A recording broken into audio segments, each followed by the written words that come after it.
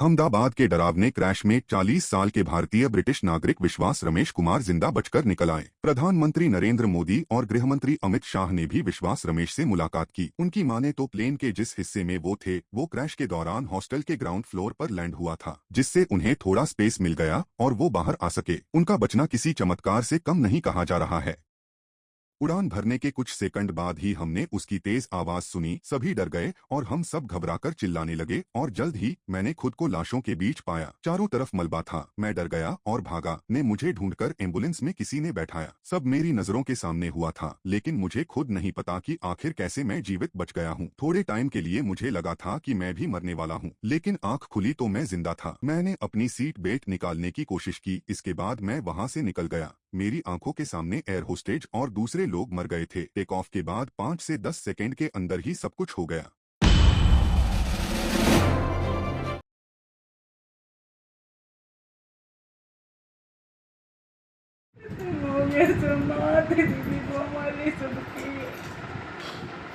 हरियाणा के कुरुक्षेत्र की रहने वाली अंजू शर्मा की अहमदाबाद प्लेन क्रैश में मौत हो गई। अंजू शर्मा अपनी बेटी से मिलने के लिए लंदन जा रही थी, जहां वो 6 महीने तक रुकने भी वाली थी। अंजू शर्मा की मौत के बाद उनके परिजनों का रो रो कर बुरा हाल है। चाचा बालकिशन शर्मा ने आंखों में आंसू लिए बताया कि किस तरह अंजू लंदन जाने से पहले खुश थी। बस मेरे को तो जी, मैं टेलीविजन तो बहुत कम देखता हूँ जी। बस मेरा बहू जी ने 4 लड़के मेरे पास भी, भाई के पास 1 लड़का। ये सबसे बड़ी लड़की थी मेरे भाई की जी। इकट्ठी ज्वाइंट परिवार था, ज्वाइंट शादी करी थी यहाँ से बटाला डिस्ट्रिक्ट में थी। बस बताया ऐसे करके बात हुई जी। रात मेरे को भी फिर अस्पताल में जाना पड़ा जी। नर्स में टिक्का टुक्का लगाया, फिर बड़ी मुश्किल से कंट्रोल है। सारा दिन सोच सके। अरे वो लड़की नहीं थी, उसकी फोटो आप देखा ना जी। आपने कहाँ गए थे? परिवार की झांसी की रानी थी। सारी गौ मैंने साथ लेका, बेटियों ने साथ लेका, खेतों में चले सारा घर टोटल मारा भी और अपना भी सारा परिवार एक ज्वाइंट करके था। 8 बहनों में सबसे बड़ी अंजू शर्मा बेहद खुश मिजाज थी। अंजू शर्मा की मौत की खबर उनके माता पिता को नहीं बताई गई है, क्योंकि उनकी मां हार्ट की पेशेंट हैं और पिता भी गंभीर रूप से बीमार हैं। उनकी छोटी बहन ने बताया कि अंजू ने प्लेन में बैठने के बाद उन्हें वीडियो कॉल किया था, लेकिन काम की वजह से वो फोन नहीं उठा पाई। एक ही बार गलती, पहले उन्होंने ग्रुप वीडियो, हमारा भाई बहनों का ग्रुप है, उस पर कॉल करी तो मेरी एक सिस्टर ने फ़ोन उठा के उनसे बात करी। फिर उसके बाद उन्होंने मेरे को कॉल करी, मैं फ़ोन नहीं उठाया। मैं लास्ट टाइम भी नहीं देख पाई। मेरी सिस्टर का फ़ोन आया कि ऐसे क्रैश हो गया एरोप्लेन। मुझे पता नहीं था, मैं अपने बैंक में थी और मतलब मेरे पास फ़ोन आया, मैंने तुरंत फिर न्यूज़ देखी। फिर उसके बाद तो कंटिन्यू न्यूज़ ही देख रहे थे। फिर मैं घर आ गई कुरुक्षेत्र से। डैडी ब्रेन हेमरेज हो रखा, उनको 4 साल से बेड पे हैं वो। मम्मी हार्ट पेशेंट है, उनको तो अब तक कुछ भी नहीं पता। वो तो नॉर्मल लाइफ की तरह जी रहे इस टाइम पे भी। उनको कुछ नहीं पता क्या हो रहा है क्या नहीं हो रहा है, क्यों सब लोग इकट्ठे हो रहे हैं। उनको लग रहा है कि शायद सारी भाभियाँ हमारे पास है, हम आए हुए हैं। उनको कुछ नहीं पता, डर लग रहा हमें, हम उनको भी खो देंगे। उनकी 2 बेटियाँ हैं, दोनों, हाँ जी, एक लंदन में, एक यहीं पे है वडोदरा में ही है। उनके दोनों मैरिड हैं, एक बच्चा है उनके पास में। प्लेन क्रैश में अंजू शर्मा की मौत के बाद उनके परिवार और उनके गांव रामशरण माजरा में सन्नाटा पसरा हुआ है। उनकी मौत परिजनों के लिए एक बड़ी क्षति है। 12 जून को अहमदाबाद से लंदन जा रही एयर इंडिया की फ्लाइट भीषण हादसे का शिकार हो गई, जिसमें सैकड़ों लोगों की दर्दनाक मौत हो गई। हादसे के तुरंत बाद राहत और बचाव कार्य तेजी से शुरू किया गया, जिसमें सुरक्षा बलों के साथ एनडीआरएफ की टीमें भी मौके पर जुट गईं। घटनास्थल का दृश्य बेहद भयावह था और अहमदाबाद में मौजूद कई चश्मदीदों ने इस दिल दहला देने वाली घटना का आंखों देखा हाल साझा किया। उसके चारों तरफ आग ही आग था और पब्लिक जैसे कि बाहर थे और पुलिस और राहत बचाव के टीम यहाँ पे आ चुके थे, लेकिन पब्लिक सिर्फ तमाशा ही देख सकता था, क्योंकि आग इतनी ज़्यादा थी जो चाह के भी कुछ नहीं कर सकते थे। और जो बाउंड्री वॉल है उसके अंदर आग ही आग फैला हुआ था। पुलिस की टीम तो 5 मिनट के अंदर में फायर ब्रिगेड, पुलिस वगैरह सब आ गए। धीरे धीरे जैसे जैसे जानकारी सबको गई, सारी टीमें यहाँ पे आ चुकी थी, लेकिन तब तक जो होना था बहुत बड़ा हादसा हो चुका था। और इस बात की बहुत दुख है हम लोगों को। जब 1:40 को धमाका हुआ तब हम घर से इधर दौड़ के आए। हमारा घर इधर से 500 मीटर दूर है। पूरी लोकल इधर की जितनी पब्लिक है वो सब इधर आके खड़ी हो गई। हमारे पहले से 5-7 मिनट में पुलिस फायर तंत्र सब पूरे पैर खड़े कल से काम कर रहे हैं और जितनी लाशें वो सब प्लेन क्रैश हुआ उसमें से निकल रहे हैं और पूरा का पूरा कल से यहाँ सब कामकाज चालू ही रहता है। अभी तक कोई घर गया नहीं। पूरा एक ब्लैक डे होता है। वैसे मेरे घर के ऊपर से वो इतना धुआं जा रहा था कि रोड पे पूरा धुआं हो गया था। पूरी सोसाइटी के आसपास में कुछ दिखता ही नहीं था। फायर ब्रिगेड आया, फायर इतना फायर हुआ था कि वो धरती कंप आता है वैसे होता है ना, वैसे हो गया था। सर सिचुएशन सर अभी तो नॉर्मल है। बाहर जितने मलबे में लोग जल गए थे बाकी सब तो निकल गए हैं सर। बाकी बिल्डिंग का जो बाकी था उसमें अभी सर्चिंग बाकी होगा। बाहर अभी कोई माने नहीं है। बाहर तो पूरा खोज सर्चिंग कल से ही चल रहा था तो बाहर से पूरे निकल गए हैं। अंदर का सर्चिंग होगा, उसमें अगर कोई होगा तो उसे निकाला जाएगा सर। बाकी अभी बाहर कोई नहीं है। अहमदाबाद में एयर इंडिया का विमान क्रैश हो गया था। इस हादसे में विमान में सवार 241 लोगों की मौत हो गई। साथ ही जिस जगह पर यह विमान क्रैश हुआ था वहीं भी बड़ी संख्या में लोग मारे गए हैं। आज प्रधानमंत्री नरेंद्र मोदी ने विमान क्रैश होने वाली जगह का निरीक्षण किया और इसके साथ ही उन्होंने अस्पताल पहुंचकर हादसे में घायल लोगों से भी मुलाकात की। मुजफ्फरनगर के मीरापुर थाना क्षेत्र के रसूलपुर गांव में रांगड़ और झोझा बिरादरी के बीच पुरानी रंजिश ने खूनी रूप ले लिया। शुक्रवार को मनव्वर और शाहिद पक्षों में फिर से मारपीट और पथराव हुआ जिससे गांव में अफरातफरी मच गई। पुलिस ने 4 महिलाओं समेत 5 लोगों को हिरासत में लिया और 16 को नामजद करते हुए 32 के खिलाफ मुकदमा दर्ज किया। पथराव का वीडियो सोशल मीडिया पर वायरल है। 3 माह पहले भी दोनों पक्षों में फायरिंग हुई थी लेकिन पुलिस की लापरवाही से बवाल बढ़ गया। हालांकि इंस्पेक्टर बबलू वर्मा ने बताया कि अब सख्त कार्रवाई की जा रही है। मुजफ्फरनगर के सिखेड़ा थाना क्षेत्र के भटोड़ा गांव में नाबालिग लड़की के अपहरण का सनसनीखेज मामला सामने आया। पीड़ित पिता धर्मवीर ने आरोप लगाया कि उनकी बेटी को गांव के ही सोनू, जो कि 4 बच्चों का पिता और लड़की का चाचा है, ने ब्यूटी पार्लर से लौटते वक्त अगवा कर लिया। 16 दिन बाद भी लड़की का कोई पता नहीं चल सका है। सिखेड़ा पुलिस पर सुनवाई न करने और गाली गलौज का आरोप है। भारतीय किसान यूनियन टिकैत के कार्यकर्ता मोहित कुमार ने कहा कि मामला जीडी में दर्ज है लेकिन पुलिस कार्रवाई नहीं कर रही। एसएसपी ऑफिस में पहुंचकर परिवार ने बरामदगी की गुहार लगाई। जब हमें पता लगा घर लिगड़ी लड़की, जब घर से लड़की चली गई, फिर शाम के टाइम जब लौटी घर नहीं आई और रास्ते में से उठा लीजिए। सोनू जी, चाचा जी, सोनू के 4 बच्चे हैं जी और जी उसके घर वाले भी पूरा साथ दे रहे हैं और ताऊ चाचा जितने भी साथ दे रहे हैं। हमारा कोई साथ नहीं दे रहा। पुलिस वाला है, 17 साल की है जी सर। और जो लड़की पार्लर वाली है, एक हमने कॉल किया था, उन्होंने कहा अंकल जी तुम वो ना करना, पुलिस केस ना करना, शाम नहीं आएगी तो सुबह आएगी।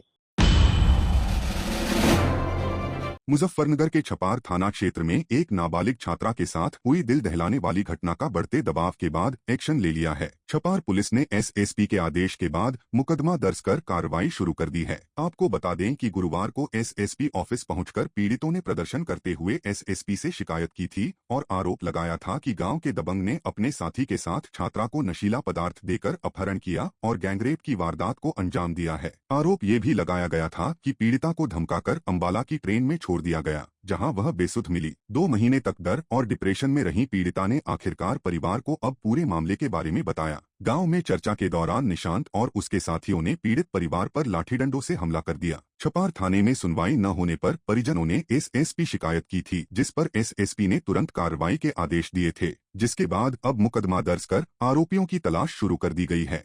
कल दिनांक 12 जून 2025 को थाना छपार पुलिस को ग्राम सिसोना से एक महिला द्वारा शिकायत प्राप्त हुई कि उसकी बेटी के साथ एक युवक ने दुष्कर्म करा है और उसी की शिकायत जब उन्होंने उसके परिजनों से करी तो कुछ लोगों ने उनके साथ मारपीट भी करी है, जिसमें तत्काल पुलिस द्वारा संज्ञान लेते हुए अभियोग पंजीकृत करा गया है। गंभीर धाराओं में अभियोग पंजीकृत हुआ है और अपराधियों के खिलाफ इसमें सख्त से सख्त कार्रवाई करी जाएगी और पुलिस द्वारा विधिक कार्रवाई जारी है।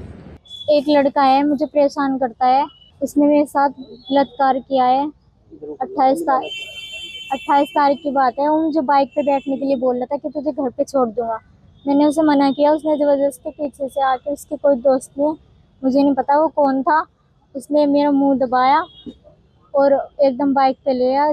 जब मेरी आंख खुली तो मैं कमरे में थी, वो मेरे मुंह पे पानी डाल रहा था कि उठ। मुझे फिर बेहोश करके मुझे पहले धमकी दी कि किसी को मत बताना वरना तेरे भाई को मार दूंगा, तुझे, तेरे घर वालों को, सबको मार दूंगा। अभी हमारे संज्ञान में आया है कि ये हमारी गुड़िया है, इसको एक लड़का काफी समय से स्कूल से आते थे छेड़छाड़ करता था, इसके साथ बदतमीजी करता था।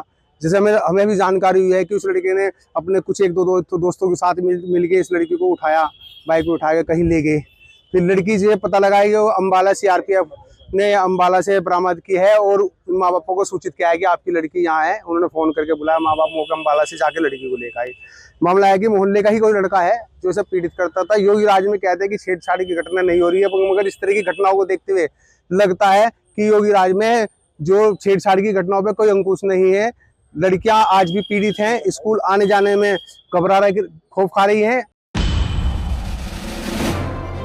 मुजफ्फरनगर के शेरनगर में बाइक का हॉर्न बजाने को लेकर 15 से 20 युवकों ने तनिष्क पर हमला कर उसे गंभीर रूप से घायल कर दिया। घायल तनिष्क का जिला अस्पताल में इलाज चल रहा है। राष्ट्रीय गुर्जर महासभा के अध्यक्ष चौधरी रविंदर सिंह गुर्जर ने तनिष्क से मुलाकात की और हर संभव कार्रवाई का आश्वासन दिया। उन्होंने कैबिनेट मंत्री अनिल कुमार पर आरोप लगाया कि वे दोषियों को बचाने और पुलिस पर दबाव डाल रहे हैं। पुलिस ने मुकदमा दर्ज कर लिया है, लेकिन गुर्जर का कहना है कि मंत्री कार्रवाई में बाधा डाल रहे हैं। देखो, ये लड़का तनिष्क है, इसके फादर का नाम अनिरुद्ध है। ये गांव शेरनगर का मामला है और परसों भी इस बच्चे के साथ कुछ शरारती बालकों ने या शरारती तत्वों ने इसके साथ मारपीट की थी और कल इसे मंदिर पे वहीं से शेरनगर के अंदर ही वहीं घेर के 15-20 लड़कों ने और धारदार हथियारों से इस पर हमला किया और इसे जान से मारने की कोशिश करी। लेकिन वहाँ खैर ये बीच बचाव में से घर वाले इसके लिए आए, अस्पताल में दिखाया और इसमें जो है इस मामले में जो विपक्षी हैं, शरारती तत्व हैं, उन्हें जो है जो यहाँ कैबिनेट मंत्री है अनिल कुमार, उन्हें जो है बचाने की कोशिश कर रही है बार बार। लेकिन मंत्री जी ये ध्यान रखें कि समाज ने भी आपको वोट दे रखी और जातिवाद बिल्कुल ना फैलावे। जो सही है सही कार्रवाई इसमें होने थे। पुलिस जो है इसमें सही कार्रवाई कर रही, आप उससे जो है पुलिस को भ्रमित करने की कोशिश ना करें। हरिद्वार से सोनीपत तक एक पैर से दंडवत कावड़ लेकर चल रहे दिव्यांग शिव भक्त मोहित भोले का मुजफ्फरनगर में भव्य स्वागत हुआ। शिव चौक पर गौ सेवक निशु धीमान और बसपा नेता दारा सिंह प्रजापति ने फूलमालाओं से उनका सम्मान किया। शिव भक्त मोहित ने कहा कि मैं सनातनियों को एकजुट करने और गौ माता को राष्ट्रीय माता का दर्जा दिलाने के लिए यह यात्रा कर रहा हूँ। 12 जून को शुरू हुआ 200 किलोमीटर का यह सफर 20 जुलाई तक पूरा होगा। रोजाना 2 से 3 किलोमीटर चलने वाले मोहित ने हिंदुओं से जातियों में न बंटने की अपील की। बोले सोनीपत जाएंगे, अपना जो हरिद्वार से 200 किलोमीटर पड़ता है और ये जो दंडवत कार्ड उठा रखे अपने सनातन धर्म को एक करने के लिए उठा रखी है और अपनी गौ माता को राष्ट्रीय माता उसका हक दिलाने के लिए कर रखी है। भाई यही कहूंगा कि भाई अपने सभी हिंदू भाई अपना सनातन धर्म को आगे बढ़ाओ, कभी अलग अलग जातवाद ना करो, सब हिंदू बन के चलो आगे। हरिद्वार से पवित्र गंगा जल लेकर मुजफ्फरनगर आगमन पर दंडवत कावड़ ला रहे मोहित भोले का आज मुजफ्फरनगर आगमन पर हार्दिक अभिनंदन और स्वागत समारोह और सम्मान समारोह किया गया है। मनोकामना ये है कि गौ माता राष्ट्रीय माता, गौ माता को सम्मान दिलाने के लिए, गौ माता को राष्ट्रीय माता बनाए जाने के लिए ये कावड़ लाई गई है। जो हरिद्वार से चलकर मोहित गुर्जर करनाल हरियाणा से हैं वो जल लेके हरिद्वार से चले हैं। तो यहाँ पे प्रजापति समाज के समस्त लोगों ने, जितने भी आ रहे प्रजापति समाज के लोग हैं, उन्होंने अपना ये उनके उसमें कि इतनी कठिनाइयों से हरिद्वार से चलकर सोनीपत जा रहे हैं। तो एक पैर है अपंग मतलब विकलांग है, एक पैर से इतनी हिम्मत रखने वाला, कहीं ना कहीं हम लोग उनका साथ दें, उनका सहयोग करें। और ये जल उन्हीं के उसमें मोहित गुर्जर जो हरिद्वार से जल लेकर आए हैं, ये मीठे जल की व्यवस्था उन्हीं के उसमें की गई है। मुजफ्फरनगर में साक्षी वेलफेयर ट्रस्ट ने टीबी मुक्त भारत अभियान के तहत टीबी रोगियों को पोषण पोटली बांटी। ट्रस्ट की राष्ट्रीय अध्यक्ष क्रांतिकारी शालू सैनी ने कहा कि ट्रस्ट सरकार और सीएमओ डॉक्टर सुनील तेवतिया के साथ मिलकर टीबी उन्मूलन में सक्रिय है। सीएमओ और टीबी विभाग को पीताम्बर वस्त्र और पौधे भेंटकर सम्मानित किया गया। डॉक्टर तेवतिया ने बताया कि नवंबर 2024 से टीबी मरीजों को 1000 रुपए मासिक डीबीटी के जरिए मिल रहे हैं। शालू सैनी ने जनता से टीबी रोगियों को गोद लेने और इलाज पूरा करने की अपील की। अमेठी के जामो थाना क्षेत्र में प्यार ने 13 साल पुराने रिश्ते को तोड़ दिया। सतई की पत्नी सीमा का दिल पुराने प्रेमी शिवानंद के लिए धड़कता था। 2 दिन पहले सतई ने सीमा को शिवानंद के साथ देखा, लेकिन हंगामे की बजाय समझदारी दिखाई। थाने में लिखापढ़ी के बाद सीमा मायके चली गई। बुधवार को तिलोई तहसील में सीमा ने शिवानंद से नोटरी मैरिज कर नया जीवन शुरू किया। सीमा के पिता राम प्रसाद ने कहा कि बेटी खुश नहीं थी, इसलिए प्रेमी से शादी कराई। अब कोई विवाद नहीं। एक लड़की सीमा है जिसकी शादी लगभग 12 वर्ष पूर्व सतई के साथ हुई थी, जो कठवारा के रहने वाला है। प्रेम प्रसंग के चलते उसने जो है अपनी पत्नी की शादी जो है उसी के प्रेमी से करवा दिया है। पहले उन्होंने अपना विवाह विच्छेद कराया और विवाह विच्छेद कराने के बाद पुनः जो है उसकी दूसरी शादी शिवानंद के साथ हुई है। शिवानंद चिटौला के रहने वाला है, उसके साथ उसकी शादी। वह हम मामला ही गया, पकड़ी गई, भाग गई हैं, वही से हम छोड़ देना। अरे खतरा ही रही, हम रोज ड्यूटी करी, अपन रखाई की ड्यूटी करी, यही रहा बस। जानकारी पहले हुई, जानकारी भाग के गई थी ना, तो उससे जानकारी हो गई।